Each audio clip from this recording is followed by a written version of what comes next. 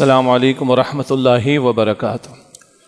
الحمد للہ نحمده ونستعینه ونستغفره ونؤمن به ونتوکل علیہ ونعوذ باللہ من شرور انفسنا ومن سیئات اعمالنا من يهده الله فلا مضل له ومن يضلل فلا هادی له واشهد ان لا الہ الا اللہ وحدہ لا شریک له واشهد ان محمدا عبده ورسوله صلی اللہ علیہ وعلى آلہ واصحابہ وبارک وسلم تسلیما کثیرا۔ اما بعد فاعوذ باللہ من الشیطان الرجیم بسم اللہ الرحمن الرحیم۔ یا ایہا الذین آمنوا اذا لقیتم الذین کفروا زحفا فلا تولوہم الادبار ومن یولہم یومئذ دبرہ الا متحرفا لقتال او متحیزا الى فئة فقد باء بغضب من اللہ ومأواہ جہنم وبئس المصیر۔ صدق اللہ العظیم۔ اللہم صلی علی محمد وعلی آل محمد وبارک وسلم۔ رب اشرح لی صدری ویسر لی امری واحلل عقدۃ من لسانی یفقہوا قولی واجعل لی وزیرا من اہلی آمین یا رب العالمین۔ اس وقت مملکت خداداد پاکستان پر بھارت کی طرف سے جو جارحیت کی گئی ہے اسی کے تناظر میں 10 باتوں کے ذیل میں کچھ گفتگو کرنا مقصود ہے۔ 10 باتوں میں انشاءاللہ ہم سورہ انفال کی کچھ آیات کی تذکیر کا بھی اہتمام کریں گے، اس سے کہ سورہ انفال میں غزوہ بدر کے بارے میں ہدایات ہیں، بلکہ غزوہ بدر پر تبصرہ کرتے ہوئے اللہ سبحانہ و تعالیٰ نے جنگی معاملات کے لیے کچھ ہدایات عطا فرمائی ہیں۔ اس کے بعد مزید کچھ باتیں کہ بھارت نے کیا ڈرامہ رچایا ہے اور پیچھے صہیونیت کا پورا تعاون بھارت کو حاصل ہونا، اسی طریقے پر یہ مملکت خداداد پاکستان کی اہمیت اور اللہ تعالیٰ نے چھپڑ پھاڑ کر اس کی حفاظت بھی کی ہے، اس کا قیام بھی فرمایا تھا، اس کی حفاظت بھی فرمائی ہے اور اللہ نے اس کو ایٹمی صلاحیت دی ہے اور بہترین عسکری قوت بنایا ہے، تو اس کے اندر یقیناً حکمتیں جو سامنے رہنی چاہیے۔ پھر یہ ہے کہ آج کچھ ہم نے دفاعی کارروائیاں کی اور بہترین کارروائیاں کی ہیں، اس پر ہم اپنی افواج کو مبارکباد بھی پیش کرتے ہیں، لیکن اب بھارت کی ان کارروائیوں پر محض دفاع کرنا کافی نہیں ہے، اس سے آگے بڑھ کر ان کو جواب دینے کی ضرورت ہے، اس پر بھی ہم بات کریں گے انشاءاللہ۔ کیونکہ عام طور پر لوگوں کو جنگ اچھی نہیں لگتی، لیکن آج دنیا میں جو بڑی بڑی طاقتیں یہ 1 صدی 1.5 صدی سے جنگوں کی حالت میں ہی رہی ہیں، تو بہرحال جنگ کی تمنا نہیں کرنی چاہیے، اللہ کے رسول کی حدیث ہے، لیکن جب جنگ مسلط کر دی جائے تو پھر ڈٹ کر کھڑا رہنا ہے، دو بدو مقابلہ کرنا ہے اور میدان نہیں چھوڑنا ہے، یہ بھی اللہ کے دین کی تعلیم ہے، ابھی اس کا ذکر آ جائے گا۔ اسی طرح پاکستان کی ایٹمی صلاحیت ہو یا عسکری قوت ہو یا یہاں پر دینی جذبات ہوں، ان کے خلاف جو ابلیسی اتحاد ہے امریکہ کا، اسرائیل کا، بھارت کا، یہ بھی بے نقاب ہوتا چلا جا رہا ہے۔ پھر آگے ہم یہ سمجھیں گے کہ مستقبل کا منظرنامہ جس پر بارہا ہم نے کلام کیا، عالمی سطح کے حالات کہ جب پوری زمین پر اللہ کا دین غالب ہونا ہے اور اس غلبہ دین میں اس مملکت خداداد اور اس علاقے کا بہت بڑا رول ہے، وہ ہمیں بھولنا نہیں چاہیے۔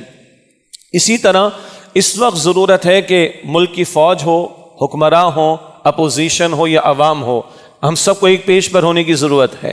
ہمارے اندرونی اختلافات ہیں، مسائل ہیں، ان پر ہم نے پہلے بھی کلام کیا، آئندہ بھی کلام کریں گے، لیکن ملک بچے گا تو بحث کریں گے نا اپنے مسائل پر، ملک محفوظ رہے گا تو پھر آئندہ کو مباحث چل سکیں گے، تو اس لیے تو ہم سمجھتے ہیں کہ اس وقت پوری قوم کا ایک پیج پر ہونا ضروری ہے۔ پھر اہم ترین بات، اس قوم کو جوڑنے والی شے وہ کلمہ ہے، وہ ایمان کی دولت ہے، اس پر ہم توجہ کرنا چاہیں گے آج کی گفتگو میں۔ پھر اس موقع پر اللہ کی طرف رجوع کا معاملہ، اللہ سے مانگنے کا معاملہ، اللہ کی طرف لوٹنا، اللہ کو پکارنا، یعنی فلسطین کے معاملے پر ہم سیریس نہ ہوئے نا، ہمارے یہاں دعائیں نہیں ہو رہی ہیں، ہم نے پورے پاکستان میں توجہ دلائی ہے، لیکن بہت ساری مساجد میں دعائیں بھی نہیں ہو رہی، نہ عربی میں ہو رہی نہ اردو میں ہو رہی ہیں، عجیب بغیرتی کی بات ہے۔ تو میں بڑی تلخ بات عرض کرنے لگا ہوں کہ شاید اللہ میں احساس دلانا چاہتا ہے کہ ہوتا کیا ہے جب جنگیں مسلط ہوتی ہیں، جب ظلم ہوتا ہے تو ہوتا کیا ہے۔ کل ہم ایک لائیو اپنی میٹنگ کر رہے تھے تنظیم کی، اور ہمارے ساتھی لاہور میں بیٹھے تھے، دائیں بائیں سے دھماکوں کی آوازیں آ رہی تھیں، اور معلوم ہوا کہ ڈرون پورے پاکستان میں کئی مقامات پر جو بھارت نے بھیجے ہیں اور اچھا خاصا اس کا ویٹ ہوتا ہے، اس کو گرانے کے لیے اچھی خاصی محنت ہماری افواج کو کرنا پڑی ہے۔ تو شاید اب ہمیں سمجھ میں آئے کہ مانگنا چاہیے اللہ سے اور پلٹنا چاہیے اللہ کی طرف اور رجوع کرنا چاہیے اللہ کی طرف۔ اور آخری بات انشاءاللہ ہم یہ سمجھیں گے اس وقت کی نشست میں کہ چند دعائیں اللہ کے رسول نے بھی ہمیں سکھائی ہیں علیہ السلام۔ بعض دعائیں قرآن کریم میں ہمیں ملتی ہیں، ان کا اہتمام ہمیں کرنا چاہیے۔ یہ چند باتیں ہیں جو 10 نکات کی صورت میں چاہوں گا کہ آج یہ جو مملکت خداداد پر بھارتی جارحیت ہے اس کے حوالے سے ہم سمجھنے کی کوشش کریں۔ سب سے پہلے سورہ انفال کی چند آیات۔ سورۃ الانفال 9ویں پارے میں شروع ہوتی ہے، 10ویں پارے پر اس کا اختتام ہوتا ہے، اور اس صورت میں اللہ تعالیٰ نے بڑا حصہ وہ عطا فرمایا جو غزوہ بدر کے حالات پر تبصرہ ہے، ہم جانتے ہیں۔ البتہ غزوہ بدر پہلا باقاعدہ معرکہ ہے حق و باطل کے دوران میں جو نبی اکرم علیہ السلام کے دور میں پیش آیا۔ البتہ یاد رہے بدر سے پہلے 8 مہمات اور ہیں، 4 غزوات ہیں جن میں حضور تشریف لے گئے خود، اور 4 مہمات پہ آپ نے صحابہ کرام میں سے کسی کو امیر بنا کر بھیجا جس کو سریہ کہتے ہیں، جس کی جمع سرایا ہے۔ تو بدر سے پہلے 8 مہمات اپنی جگہ اس کی حکمت، لیکن پہلا باقاعدہ معرکہ دور نبوی میں وہ بدر کا پیش آیا، اس پر اللہ کی طرف سے تبصرہ کئی آیات میں ہے، اور آئندہ کے لیے امت کے لیے رہنمائی جنگی معاملات کے حوالے سے، دفاعی معاملات کے حوالے سے، دو بدو جنگ کرنے کے معاملے کے اعتبار سے، شریر لوگوں کو سبق سکھانے کے اعتبار سے، فتنے کے خاتمے کے اعتبار سے بہت ساری ہدایات غزوہ بدر میں ہیں۔ یہاں تفصیل پیش کرنے کا موقع نہیں، چند آیات کا ترجمہ مختصر سی وضاحت کے ساتھ میں چاہوں گا کہ ہمارے سامنے آ جائے۔ سب سے پہلے سورہ انفال کی آیت نمبر 15 اور 16 اللہ تعالیٰ نے ارشاد فرمایا، یا ایھا الذین آمنوا، اے وہ لوگو جو ایمان لائے ہو، اذا لقیتم الذین کفروا زحفا، جب تمہاری ملاقات ہو جائے دو بدو جنگ میں کفار سے، فلا تولوہم الادبار، تو پیٹھ نہ دکھانا۔ مقابلہ ہو گیا شروع تو پیٹ نہ دکھانا۔ ہاں رسول اللہ صلی اللہ علیہ وسلم کی حدیث ہے، اور میں آپ کے سامنے عرض کرنا چاہوں گا کہ اس کو پیش کر دوں۔ اللہ کے نبی علیہ السلام نے فرمایا ہے، اور یہ مسلم شریف کی روایت ہے، آپ علیہ السلام نے فرمایا، ایھا الناس لا تتمنوا لقاء العدو، لا تتمنوا لقاء العدو، اے لوگو دشمن سے مدبھیر، دشمن سے مقابلے کی تمنا نہ کرو، یعنی جنگ کی خود خواہش نہ کرو۔ بسألوا اللہ العافیہ، اور اللہ تعالیٰ سے عافیت کا سوال کرو۔ ہاں فَإِذَا لَقِيتُمُوهُمْ، پھر جب تمہارا ان سے ملاقات کا معاملہ آ جائے جنگ میں، خواہش نہ کرو، لیکن جب ملاقات ہو جائے جنگ کے موقع پر، میدان سج جائے، فَاصْبِرُوا، تو اب صبر کرنا، اب ڈٹے رہنا، اب جمے رہنا، اب ہٹنا نہیں۔ وَاعْلَمُوا، اور جان لو، أَنَّ الْجَنَّةَ تَحْتَ ظِلَالِ السُّيُوفِ، کہ جنت تو تلواروں کے سائے میں ہے۔ اللہ کی جنت سستی نہیں۔ دوسری حدیث میں آتا ہے کہ اللہ کی جنت کو مشقتوں سے گھیرا گیا ہے۔ بڑا پیارا متوازن رہنمائی کا سامان اس حدیث میں ہے۔ جنگ کی تمنا نہ کرو، اللہ سے عافیت مانگو، لیکن جب جنگ کا میدان سج جائے اب صبر کرنا اور ڈٹے رہنا، گویا جمے رہنا، اور جان لو کہ جنت تلواروں کے سائے میں ہے۔ ثم قال، پھر اللہ کے نبی علیہ السلام نے عرض کی اور دعا کی، اللہم منزل الکتاب، اے اللہ کتاب کے نازل فرمانے والے، ومجری السحاب، اور اے اللہ بادلوں کو بھیجنے والے، وہازم الاحزاب، اور اے اللہ احزاب یعنی دشمنوں کے دستوں کو شکست دینے والے، اہزمہم، اے اللہ انہیں شکست دے دے، وانصرنا علیہم، اور ان کے مقابلے میں ہماری مدد فرما۔ جب میدان سجا تو ڈٹے رہو، جمے رہو، کھڑے رہو، ہٹنا نہیں، میدان سے ہلنا نہیں، پیچھے نہ جانا، پیٹ نہ دکھانا، اور پھر اللہ سے دعا ہے کہ اے اللہ کتاب کے نازل فرمانے والے، اے اللہ سبحانہ و تعالیٰ بادلوں کے بھیجنے والے، اے اللہ ان لشکروں کو تو شکست دے دے، اے اللہ جو تو شکست دینے والے لشکروں کو، ان کے لشکر کو شکست دے دے، اور اے اللہ سبحانہ و تعالیٰ ان کے مقابلے میں ہماری مدد فرمائے۔ صحیح مسلم شریف میں اللہ کے رسول علیہ السلام کا قول ہے۔ یہاں ہم آیت سمجھ لیں سورہ انفال کی آیت نمبر 15، یا ایھا الذین آمنوا، اے وہ لوگ جو ایمان لائے ہو، اذا لقیتم الذین کفروا زحفا، جب تمہارا مقابلہ ہو جائے، ملاقات ہو جائے کسی کفار کے گروہ سے جنگ کے میدان میں، فلا تولوہم الادبار، تو اب پیٹ نہ دکھانا، ومن یولہم یومئذ دبرہ، اور جو شخص اس دن تم میں سے، ان میں سے جو شخص جو ہے یعنی جو میدان سجا اور اس دن جو پیٹ دکھائے گا، الا متحرفا لقتال او متحیزا الی فئۃ، سوائے اس کے کہ وہ جنگی کو چال چلنے کے لیے پیچھے ہٹ رہا ہے، یا اپنے لشکر اپنی جماعت کے ساتھیوں سے ملنا چاہتا ہے، تو پیچھے ہٹنے کا امکان ہے کہ کچھ چال چلنی ہے، اپنے لوگوں سے جا ملنا، پھر دوبارہ حملہ، اس کی تو گنجائش۔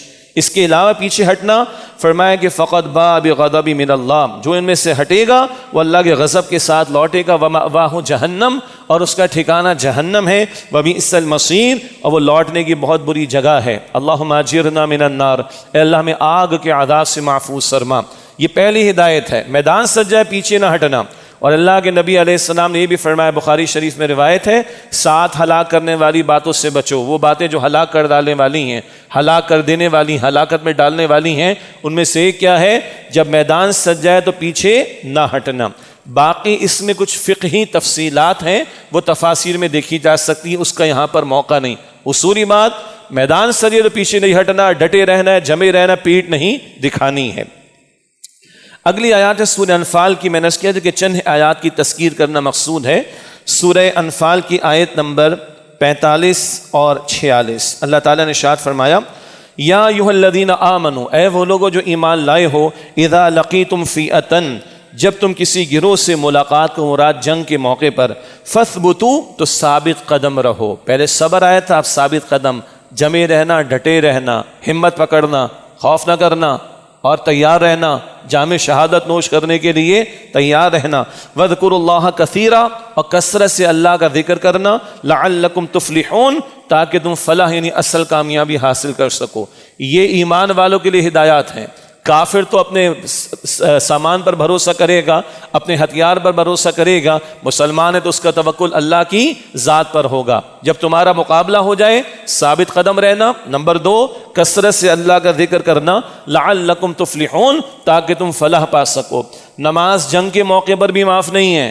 سورہ نساء میں ہم پڑھتے ہیں کہ جنگی حالات آ جائیں تو جس طرح بن پڑے، صلاۃ الخوف کا طریقہ بھی، خوف کے وقت کی نماز کا طریقہ بھی قرآن کریم اور احادیث میں ذکر کیا گیا، لیکن جنگ کے حالات میں بھی نماز معاف نہیں ہے۔ اللہ کا ذکر کرنا کثرت سے، صرف ذکر نہیں، کثرت سے اللہ کا ذکر کرنا، یہ بہت ضروری ہے۔ لعلکم تفلحون، تاکہ تم فلاح پا سکو۔ وَأَطِیعُوا اللَّهَ وَرَسُولَهُ، اور اطاعت کرو اللہ کی اور اس کے رسول علیہ السلام کی۔ وَلَا تَنَازَعُوا، اور آپس میں جھگڑا پیدا نہ کرو۔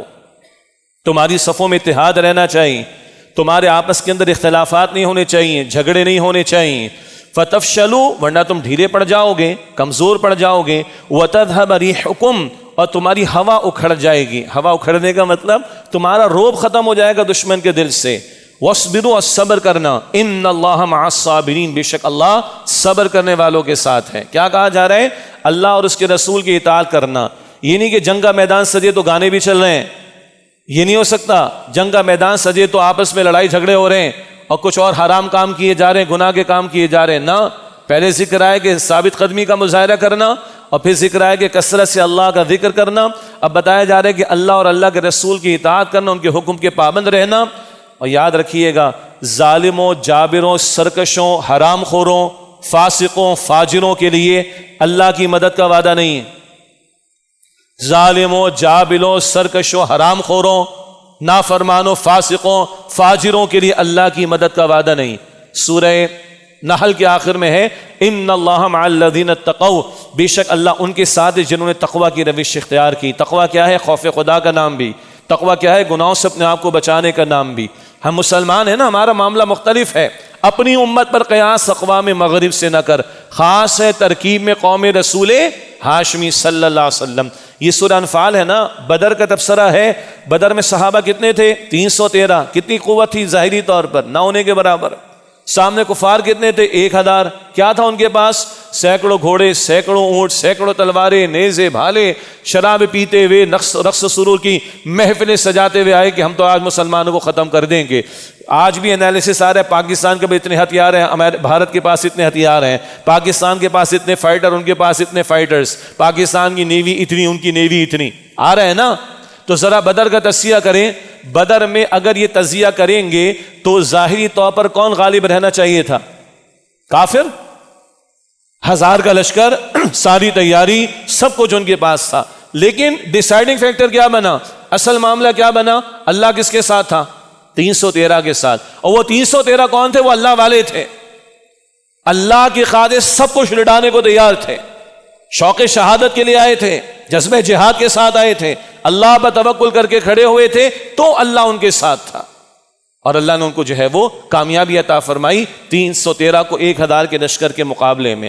اس بدر پر تبصرہ یہ چل رہا ہے، اللہ اور اللہ کے رسول کی اطاعت کرنا، آپس میں جھگڑے نہ کرنا، جمے رہنا، ڈٹے رہنا، منظم رہنا، اور فرمایا کہ ورنہ تم کمزور اور ڈھیلے پڑ جاؤ گے، تمہاری ہوا اکھڑ جائے گی، دشمن کے دل سے تمہارا روپ اٹھ جائے گا۔ وَاصْبِرُوا، صبر کرنا، ان اللہ مع الصابرین، بے شک اللہ تعالی صبر کرنے والوں کے ساتھ ہے۔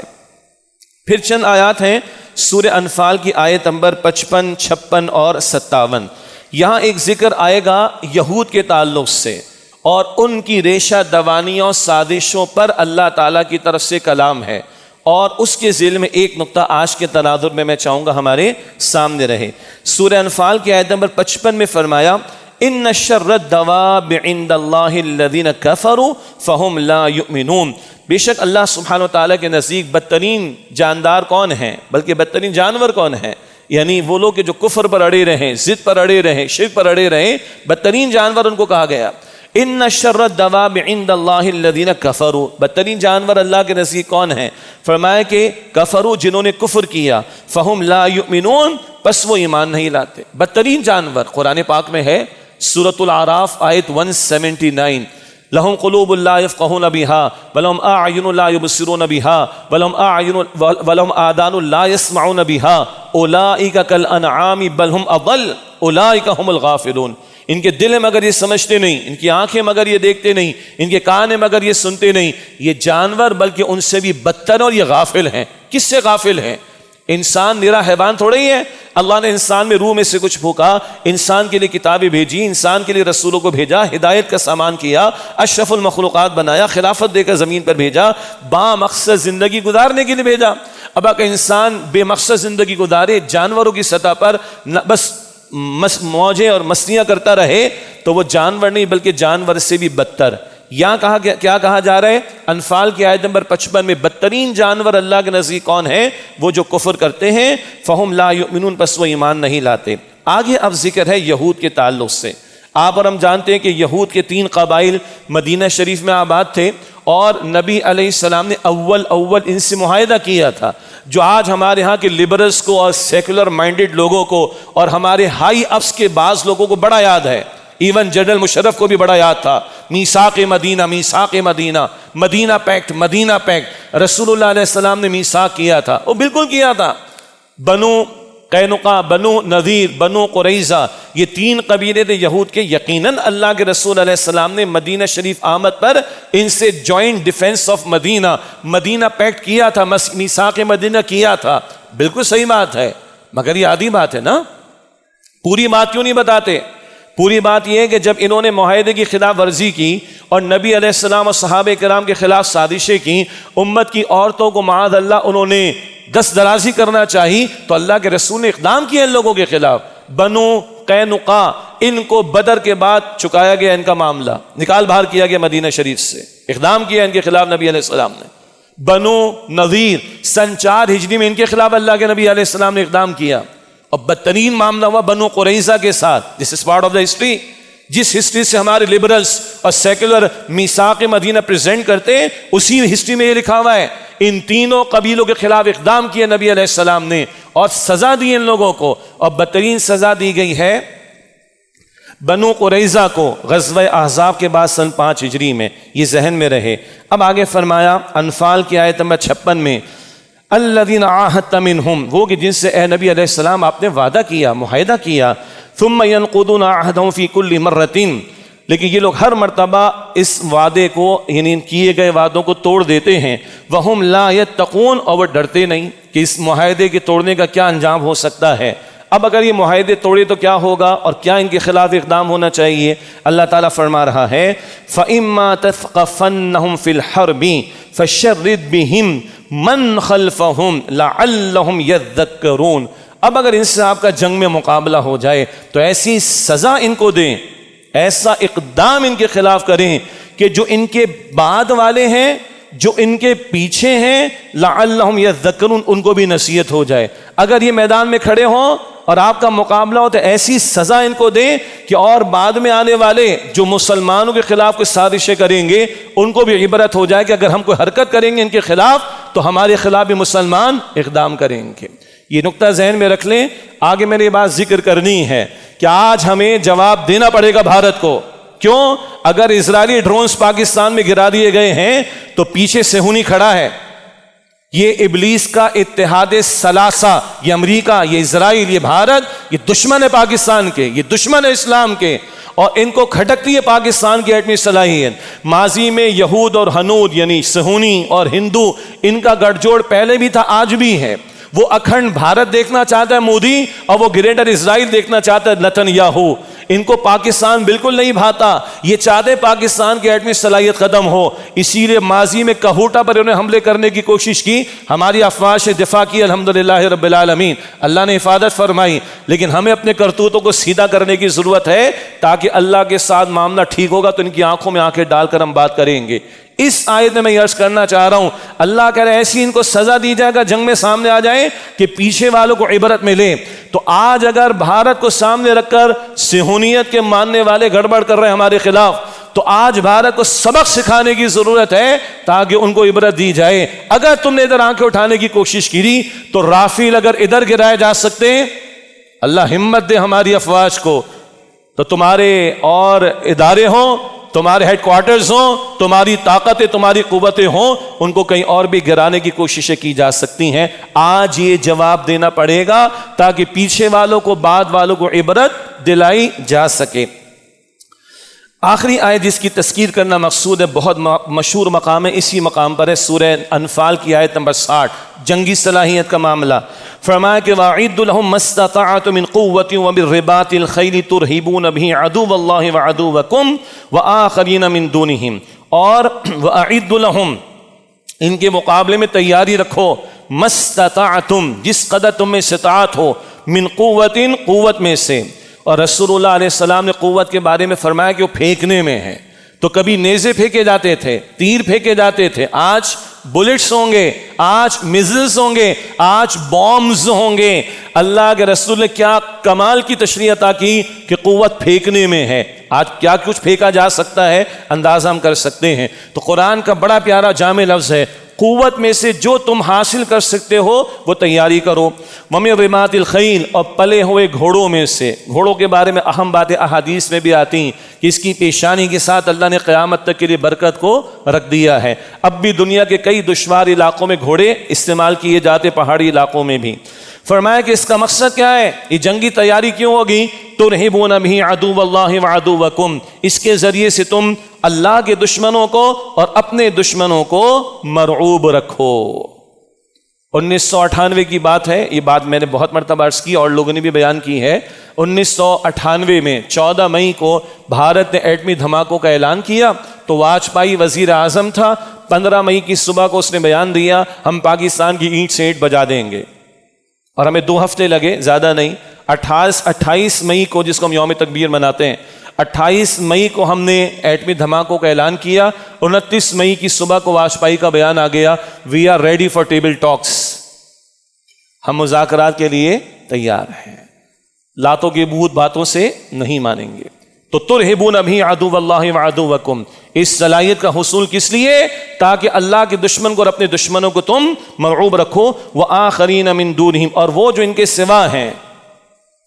یعنی ذرا بھاری بات اگر میں کر دوں تو امریکہ کو اور صہیونیوں کو اور اسرائیل کو معلوم ہونا چاہیے کہ تمہاری بہت بڑی مارکیٹ ہے 1.5 ارب لوگوں کی بھارت میں.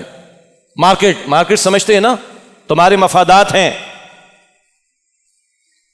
تو اگر ادھر ہم نے کچھ چلا دیا تو تمہاری اکانومی کا بیڑا غرق ہو جائے گا. اور یہ میں نے اس وقت کہی تھی بات جب فلسطین کا مسئلہ اٹھا تھا. آنکھیں تو دکھاؤ ان کو، آج تو سر پہ پڑ گئی نا ہمارے. ہم نے اس وقت کہا تھا آنکھیں دکھاؤ، اور یہ جنگ بڑھے گی، یہ معاملات بڑھیں گے. یہ صرف غزہ فلسطین کا معاملہ نہیں، یہ پورے مشرق وسطی میں آگ لگائی جائے گی اور پاکستان بالآخر دھکیلا جائے گا اس میں. آج پریمپٹ کر کے ہمیں ان کو آنکھیں دکھانی چاہیے تھی. یہ ہم 1.5 برس سے کہتے ہوئے آ رہے ہیں، آج تو سر پہ آ گئی. دکھاؤ آنکھیں آج، اور بتاؤ تمہاری 1.5 ارب کی اگر مارکیٹ ادھر ہے انڈیا کے اندر، جب کچھ ہمارے پاس سے ہوگا ماریں گے ہم. ہوش ٹھکانے آئیں گے ان کو. مجھے اندازہ ہے کہ بعض لوگوں کو میری یہ بات بڑی جذباتی لگ رہی ہوگی. بالکل صحیح بات ہے, بالکل صحیح بات ہے, جذباتی لگے گی. آپ اور میں گھاس بھی نہ کھا سکے تو زندگی رہے گی کیا آپ کی میری؟ اور آج سر پہ پڑی ہوئے ہمارے, ہمیں آنکھیں دکھانی پڑیں گی, ہمیں آنکھوں میں آنکھیں ڈال کر بات کرنی پڑے گی. ترہبون بہ عدو اللہ وعدوکم, تاکہ اللہ کے دشمن کو اور اپنے دشمنوں کو تم مرعوب رکھو. وآخرین من دونہم, اور ان کی سوا اور بھی جنہیں تم نہیں جانتے. لا تعلمونہم, تم ان دشمنوں کو نہیں جانتے. آج سامنے مودی کھڑا, پیچھے کون کون ہے؟ کچھ دکھائی دیتے, کچھ دکھائی نہیں دیتے. اللہ یعلمہم, اللہ انہیں جانتا ہے. وما تنفقوا من شیء فی سبیل اللہ, اور تم جو کچھ بھی اللہ کی راہ میں خرچ کرو گے, یوفی الیکم, وہ تمہیں لوٹایا جائے گا. اس قوم نے قربانیاں دی, کوئی شک نہیں, اور امت نے قربانیاں دی. اس ایٹمی صلاحیت کا معاملہ 1998 کا نہیں ہے, یہ ارلی 70 سے معاملہ چلا ہے, اور اس کی سزائیں کچھ لوگوں کو ملی ہیں اس مملکت خدا داد میں. اللہ ان کو جزائے خیر عطا فرمائے. تو آج آپ کے پاس, میرے پاس یہ ایٹمی صلاحیت ہے. یہ قوم نے بھی قربانیاں دی ہیں, امت نے بھی قربانی دی, اور یہ اللہ کی امانت ہے ہمارے پاس. یہ ہماری افواج کو اچھی طرح یاد رکھنا چاہیے. صرف پاکستان مقصود نہیں ہے, اس صلاحیت کو ہمیں حاصل اس لیے کرنا تھا اور ہونی چاہیے کہ اللہ کے دین کی خدمت, اللہ کے دین کا غلبہ, اللہ کے دین کے دشمنوں کا قلع قمع کرنا ہے. صرف پاکستان کا مسئلہ نہیں, یہ امت کا مسئلہ, یہ امت کی امانت ہمارے پاس ہے. اور اگر امت نے کوئی قربانی دی ہے تو بہرحال اس کا اجر امت کو ملے گا جن جن لوگوں نے قربانی دی ہے. فرمایا کہ وما تنفقوا من شیء فی سبیل اللہ, اور تم جو کچھ بھی کوئی شے اللہ کی راہ میں خرچ کرو گے, یوفی الیکم, وہ تمہیں لوٹایا جائے گا, اس کا اجر تمہیں اللہ دے گا. وانتم لا تظلمون, اور تم پر کچھ بھی ظلم نہیں کیا جائے گا. یہ میں نے چند آیات آپ کے سامنے اس وقت جو مملکت خدا داد پر بھارتی جارحیت ہے اس کے حوالے سے رکھنا چاہیے سورہ انفال کی روشنی میں. بہت آیات اور بھی ہیں قرآن پاک میں, جنگی معاملات کے لیے ہدایات اور بھی بہت ساری ہیں, لیکن کچھ کا ذکر میں نے چاہا کہ اس موقع کی مناسبت سے ہمارے سامنے آ جائے. یہ تو پہلی بات تھی, اگلی بات ہے میں مختصر آپ کے سامنے رکھوں. نمبر 2, بھارتی جارحیت کا معاملہ. پہلگام کا ڈرامہ رچایا گیا, ہم نے پہلے بھی کہا کہ یہ بھارتی ڈرامہ ہے اور اصل میں پاکستان نشانہ ہے. اور اس کے بعد پھر انہوں نے مسجدوں کو شہید کیا ہے, مدارس کو شہید کیا ہے, قرآن پاک کی تعلیم کے مراکز کو شہید کیا ہے. تو مودی, آر ایس ایس اور ان کا اکھنڈ بھارت اور ان کی اسلام دشمنی کھل کر سامنے آ گئی. بالکل ٹارگیٹڈ مساجد کو شہید کیا جانا, مدارس کو شہید کیا جانا. تو کیا ہم مسلمانوں کی کوئی غیرت جاگ رہی ہے کہ نہیں؟ اور اس کے بعد جو ہے وہ یہ ڈرونز کا بھیجا جانا, بہت پیچھے اس میں یقیناً ان کے مقاصد ہیں. پاکستان کے ایئر ڈیفنس سسٹم کو دیکھا جانا, اسرائیلی ڈرونز بھیجے جا رہے ہیں, اتنے سفسٹیکیٹڈ ہیں, اگر ریڈار اس کو دیکھتے تو وہیں جا کے وہ ہٹ کرے گا. تو یہ کیا ہے؟ آگے ہے کہوٹا ہمارا, آگے ہماری ایٹمی صلاحیت, اللہ اس کی حفاظت فرمائے. لیکن الحمدللہ ہم نے ابھی تک دفاع کر کے اچھا جواب دیا ہے, اور فرانس بھی پریشان ہے, دنیا پریشان ہے کہ یہ لیٹسٹ ان جہازوں کو کیسے پاکستانیوں نے اڑا دیا. اور بہرحال اس مملکت کے ہماری افواج کو اور ہمارے پائلٹس کو اللہ نے بڑا ملکہ دیا ہے. اور ہم تو کہہ رہے ہیں, ہم تو کہتے آئے, اگر 1973 میں اپنے پائلٹس ہم نے بھیجے تھے اور اسرائیلی طیاروں کو انہوں نے گرایا تھا, تو 2025 2024 میں ایسا کیوں نہ ہوا, یہ کوشچن مارک ہے. لیکن ہم مبارکباد پیش کریں گے کہ ہم نے بھرپور دفاع کیا اس مملکت کا اللہ تعالیٰ کی توفیق سے. تیسری بات, اس کو ہم کہتے ہیں مملکت خدا داد پاکستان, اللہ کا عطا کردہ ملک ہے. انگریز کی مخالفت اور ہندو کی مخالفت کے باوجود, یا انگریز کی سازش اور ہندو کی مخالفت کے باوجود 27ویں شب میں ماہ رمضان میں نزول قرآن کے مہینے اور نزول قرآن کی رات میں خطہ اللہ نے دی. ہمارے باپ دادا کی قربانیاں پیچھے, اس کی کو لاج رکھنے کی ضرورت ہے, اور ہم نے اللہ کے نام پر مانگا. ورنہ میری اور آپ کی زبانیں الگ ہیں, خطے الگ ہیں, برادری الگ ہیں, بولیاں الگ ہیں, رہائش کے انداز الگ ہیں, لائف سٹائل الگ ہیں, ڈریس کوڈ الگ ہیں. اس پورے ملک میں رہنے والوں کو جوڑا کس چیز نے ہے؟ کلمے نے جوڑا. یہ بات بعد میں بھی آئے گی. یہ ہے مملکت خدا داد پاکستان, ذہن میں رہے. اور اللہ نے اگر اس کو ایٹمی صلاحیت دے رکھی, اگر میزائل ٹیکنالوجی دے رکھی, بہترین تربیت یافتہ فوج دے رکھی ہے, تو بڑے پرسپیکٹو میں دیکھیں تو یہ اللہ کی بہت بڑی اسکیم دکھائی دیتی. ہماری کوتاہیاں اس وقت میرے موضوع نہیں، ہم نے گڑبڑ کی ہے میرا موضوع نہیں، ہم نے اپنے بھائیوں کو ناراض کیا اس وقت میرا موضوع نہیں، ہم نے امریکہ کا ساتھ دے کر اپنے بھائیوں سے جنگیں کی ہیں یہ میرا موضوع نہیں، ہم نے اپنے بچے شہید کروائے امریکہ کا ساتھ دے کر یہ میرا اس وقت موضوع نہیں، وہ ہم نے بات کی ہے، ہم آئندہ کر لیں گے۔ اس وقت کہنے کا مقصد یہ ہے، یہ ایٹمی صلاحیت ہو، یہ مسل ٹیکنالوجی ہو، یہ air force, Pakistan navy, Pakistan army, یہ بڑے پرسپیکٹیو میں دیکھیں اس مملکت خدا داد کو اللہ نے دی ہے۔ مسلم ممالک میں اور کسی میں دمخم نہیں، عرب بیٹھ چکے، لیٹ چکے، دمخم اگر ہے تو ہمارے پاس، یہ ہمیں بھی احساس کرنا چاہیے، اور ہماری افواج کو بھی، اور ہمارے مقتدر طبقات کو بھی، اور ہمارے حکمرانوں کو بھی اس کا ادراک کرنا چاہیے۔ چوتھی بات میں نے عرض کیا کہ دفاع تو ہو گیا الحمدللہ رب العالمین، سارے ڈرونز گرائے گئے، ان کے رافیل طیارے گرائے گئے۔ ویسے کسی نے کہا کہ رافیل، را فیل، بس یہ سوچ لیجئے گا، را اور فیل الگ سے، ٹھیک ہے، لیکن بہرحال یہ بھرپور دفاع ہوا ہے، لیکن اب ہمارا خیال ہے کہ سزا دینی چاہیے، ہمارا خیال ہے کہ ہماری طرف سے بات جانی چاہیے، اور اگر ہماری قیادت کہہ رہی ہے تو کہنے سے آگے بڑھ کر جواب دے، کیوں؟ تاکہ ان کو بھی مرعوب رکھو اور ان کے پیچھے والوں کو بھی مرعوب رکھو۔ تو ڈیفنس ہو گیا الحمدللہ رب العالمین، اب آگے بڑھنا چاہیے۔ اور ایک نقطہ دماغ سے نکال دیں، یہ بھی ہمارے ہاں سازشیں چلتی، اسلام میں دفاعی جنگ ہے، دفاعی جنگ ہے، دفاعی جنگ ہے، ہم پیسفل لوگ ہیں، ہم بڑے ڈیفینسو لوگ ہوتے ہیں، انا للہ و انا الیہ راجعون۔ اللہ کے نبی فتح مکہ کے موقع پر گئے، ڈیفینسو تھا، تبوک کے موقع پر گئے، ڈیفینسو تھا، ہاں دفاعی بھی تھا، یعنی ڈیفینسو بھی تھا، مگر فتح مکہ تو آپ خود گئے مکہ فتح کرنے کے لیے، تب دین غالب ہوا، اور اس غلبے کے ایکسپینشن کے لیے آپ تبوک کے مقام پر گئے سلطنت روما سے ٹکرانے کے لیے، یہ ڈیفینسو تھا۔ یہ بھی سازش ہے ہمارے جو چلتی ہیں، بٹ ڈیفینسو رہو، ڈیفینس نہیں، آج ڈیفینس سے آگے بڑھ کر جا کے جواب دینے کی ضرورت ہے تاکہ ان کو بھی مرعوب رکھا جائے اور آگے بھی۔ اور ایک اور اہم بات، اگر ہمارے پانی کو روکنے کی، یعنی پانی کو روکنے کی بات ہو رہی ہے تو ہماری خواہش ہوگی ہماری افواج ان ڈیمز کو نشانہ بنائے جو ڈیمز تعمیر کر کے پاکستان کا جو ہے پانی روکا جا رہا ہے۔ سمجھ لیں اس بات کو بھی، رسول اللہ کے دور میں علیہ السلام سازش کر کے منافقین نے مسجد ضرار بنائی تھی نا، اللہ نے اس کو بھی ہٹا دینے کا حکم دیا۔ تو اگر آج وہ علل اعلان کہہ رہے ہیں کہ ان کا پانی روکیں گے اور ہمارے آ کر وہ حملے کر رہے ہیں، جواب دینا چاہیے، اور صلاحیت ہمارے پاس موجود ہے، ان ڈیمز کو نشانہ کم از کم ضرور بنایا جائے کہ جو سازش کر کے تیار کیے گئے، معاہدے کی خلاف ورزی کر کے تیار کیے گئے اور اس ملک کو نقصان پہنچانے کی کوششیں کی جا رہی ہیں۔ پانچویں بات آ چکی ہے، ایٹمی صلاحیت، بلکہ ایٹمی پاکستان، اس کے خلاف اصل میں یہ اتحاد ہے امریکہ کا، یہ صہیونیت کے ماننے والوں کا، اسرائیل کا اور بھارت کا۔ اللہ ہمارے حکمرانوں کو اور ہماری مقتدر طبقات اور ہماری افواج کو مزید یہ بصیرت عطا فرما دے، مزید یہ بصیرت عطا فرما دے۔ یہ دشمن ہے ہمارے، امریکہ بھی، اسرائیل بھی اور بھارت بھی، یہ کبھی نہیں چاہتے کہ ہماری ایٹمی صلاحیت محفوظ رہے۔ اللہ یہ بصیرت اور یہ ادراک عطا فرما دے۔ یہ کیوں ہے؟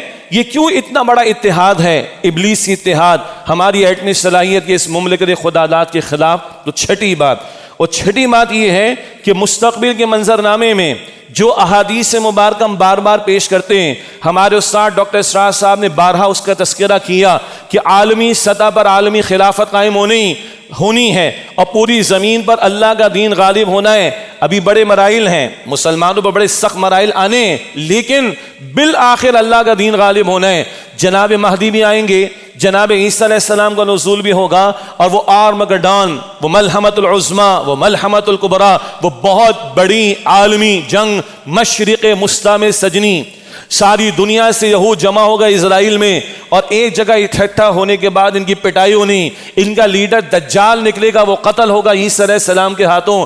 جناب مہدی کی نصرت ہوگی تو اللہ کے دین کا غلبہ ہوگا، اور جناب مہدی کی نصرت کے لیے مشرق سے، خراسان کے علاقے سے فوجیں جانے، جس میں پاکستان کے شمالی علاقہ جات، افغانستان، ایران کا کچھ علاقہ، یہ علاقے شامل ہیں۔ یہاں کی بشارت اللہ کے رسول علیہ السلام نے احادیث میں دی، اور ان یہودیوں کو پتہ ہے، ان صہیونیوں کو ان کو پتہ ہے کہ ان کے ہاں یہ بشارات ان کے رسول کی موجود ہے صلی اللہ علیہ وسلم۔ ہم نہیں پڑھتے تو وہ کیا کہتا ہے؟ اسرائیل، بن گوریان، اسرائیلی وزیر اعظم 1967 بار بار ہم نے بیان کیا، وہ کہتا ہمارا اصل دشمن پاکستان. نتن یاہو کیا کہتا ہے؟ پاکستان کا خاتمہ، پاکستان کی ایٹمی صلاحیت کا خاتمہ. مودی کیا کہتا ہے؟ پاکستان کی ایٹمی صلاحیت کا خاتمہ. ان کو سمجھ آ رہی ہے، ہمیں سمجھ کیوں نہیں آ رہی؟ تو ذہن میں رکھیں، یہ مستقبل کے منظرنامے میں اس مملکت خداداد کا بہت بڑا رول ہے. اس کا احساس کرنے کی ضرورت ہے. وہ احساس کیے بیٹھے، اللہ ہمیں احساس عطا فرما دے. یہ چھٹی بات ہو گئی. ساتویں بات میں نے ابتدا میں ذکر کیا تھا کہ ہماری فوج اور ہماری عوام کو ایک پیش پر ہونے کی ضرورت ہے. ہیں مسائل ہمارے اندرونی، اور ہم کہتے رہے ہیں کہ بھائی سیاست دان سیاست کریں، ٹیچر ٹیچنگ کرے، ممبر والا ممبر سنبھالے، افواج سرحدوں کو سنبھالیں، ہر ایک اپنا رول ادا کرے تو معاملہ ٹھیک رہے گا. بہت سارے مسائل ہیں، اس وقت یہ بحث کا موقع نہیں، لیکن یکجہتی کی ضرورت ہے. نفرتوں کو ختم کرنا پڑے گا، بہرحال ماضی کی غلطیوں کا ازالہ کرنا پڑے گا. لیکن اب یہ ہنگامی مسئلہ ہے. بھائی سر پہ آ کے ڈاکو کھڑا ہو گیا ہے تو لڑنا پڑے گا نا اس سے. سر پر آ کر دشمن کھڑا ہو گیا ہے، لڑنا پڑے گا اس سے. تو اچھی بات ہے، حکمرانوں کی طرف سے، سیاستدانوں کی طرف سے، اپوزیشن کی طرف سے ایک بات آ رہی کہ ہم نے مقابلہ کرنا ہے، پازیٹو بات ہے. دینی طبقات کی طرف سے بات آ رہی ہے، وہ بھی پازیٹو بات ہے. ایک پیش پر رہنے کی ضرورت ہے. ہاں ماضی کی نفرتیں، غلطیاں، اس کا ازالہ ہونا چاہیے، لیکن رائٹ ناؤ وہ ابھی مسئلہ نہیں ہے. ابھی تو ملک بچانا ہے.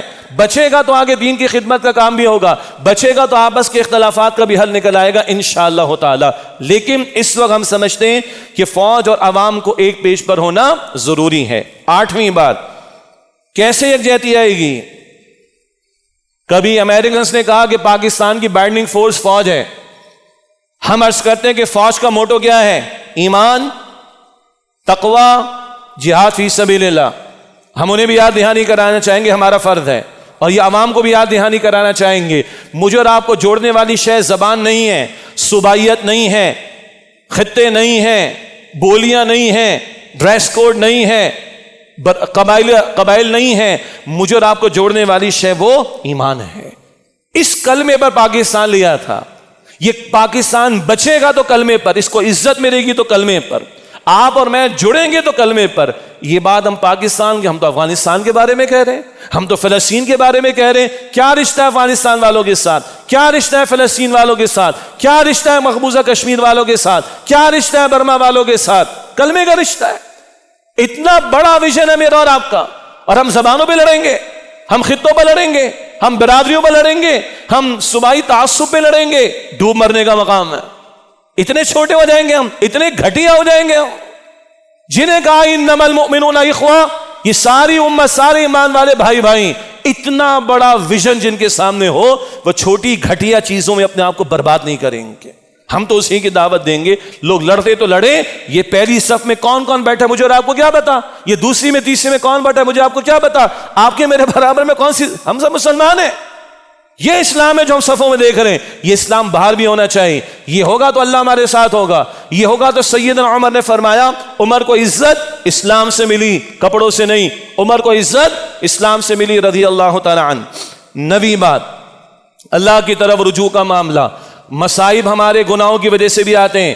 ما اصاب من مصیبت فبما کسبت ایدیکم ویعفو عن کثیر. سورہ شورى کی آیت نمبر 30 میں جو مصیبتیں آتی ہیں تم پر تمہارے کرتوتوں کی وجہ سے. میں اپنے آپ کو دیکھوں، آپ اپنے آپ کو دیکھیں، کہاں کہاں ہم نے اللہ اور اس کے رسول کے احکامات کو توڑا ہے. ہمیں توبہ کرنی پڑے گی. اجتماعی سطح پر ہمارا سب سے بڑا جرم کیا ہے؟ اللہ کے دین کو ہم نے قائم نہیں کی. ہمارا ظلم ہے، جرم ہے.